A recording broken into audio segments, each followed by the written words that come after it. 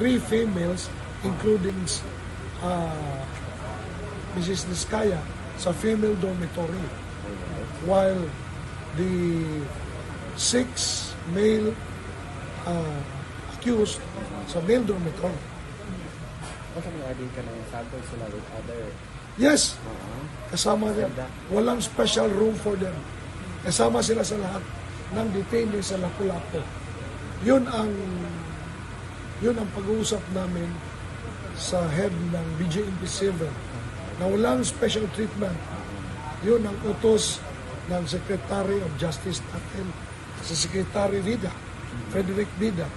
Walang special treatment. He treat them as ordinary criminals. Pero yung tatlo RD, like sila, Mrs. Niskaya, tatulong sa female RD, no? In one cell na sila along with others. Hindi sila separate or kuhan. Bulag-bulag, also the males.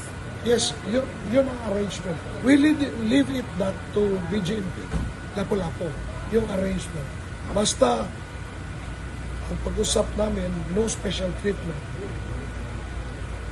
RD, may idea tayo with the dates or schedule sa arraignment mo? As far as I can remember, earlier, yesterday, January, first week and second week of January, may arraignments. Ali, nakikita po ba natin, check po ba natin yung itsura ng selta? No, di na. Pero ano po, sa isang selda, marami Do po not sila. worry.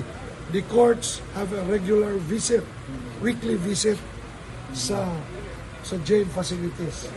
In fact, we were informed by Judge Leco, they are conducting jail visits every week dito sa Lapu-Lapu City Jail. Rest assured na alam special treatment. Would you know, mga